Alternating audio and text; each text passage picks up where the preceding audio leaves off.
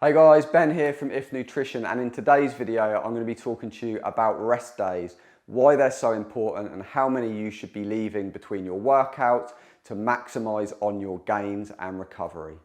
Now there's a common misconception that is your muscles are made in the gym, and this technically isn't true. When you're in the gym, you're putting your body and your muscles under increased strain, which is going to cause things like micro tears to your muscles, which then force your body to then have to repair them, and in the same instance make them slightly bigger, slightly stronger in order to adapt to the new stress that they're put under. So although we do the damage to the muscles in the gym, the recovery actually happens on our rest days when we're not in the gym. Now, to get the ideal amount of recovery, there are other things that come into play.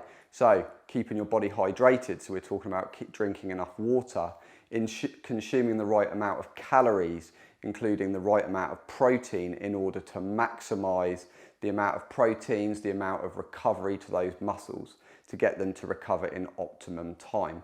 We can also be using supplements to help with this as well. So, things like protein shakes, ZMA, there's a whole host of different supplements that you can use to try and keep your body in tip-top condition just to kind of aid in that recovery. But we're talking about getting enough rest, getting enough sleep, 7 to 9 hours a night. That is when our bodies really kind of jump into that recovery stage. So that's really important.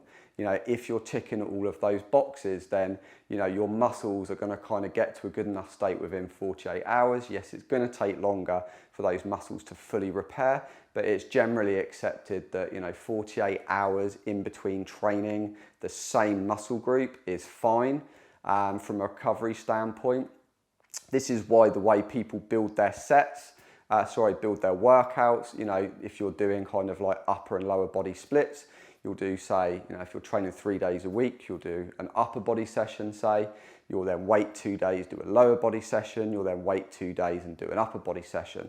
Now, by doing that kind of split, although you are training every 2 days, which is the minimum amount of recovery, you're actually, instead of training your upper body, you're more training your lower body. So although you may recruit some of the same muscles, you're not focusing on that same muscle group. So what you wouldn't want to be doing in this instance is going and training arms, say, every day at the gym, because you're just not going to give them ample time to recover. So, this is why when you look at a lot of the studies, it will suggest that training the same muscle group like twice a week gives enough stimulus, but it also gives enough time between those sessions to allow for ample recovery. Overtraining is a real thing, and if you have stepped up your training, you're training more than ever, but you're not kind of seeing the muscle gain that you would like, it's probably due to overtraining. It could also be that you've not got your nutrition on point, you're not getting adequate protein or calories. Our body needs all of these things. A real common one is the amount of water that we consume and staying hydrated. All of our cells need water. So by just consuming the right amount of water on a daily basis, you're going to be helping your body recover massively.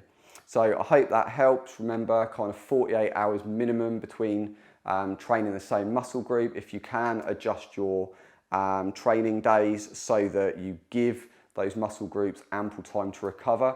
And I'll see you in the next video.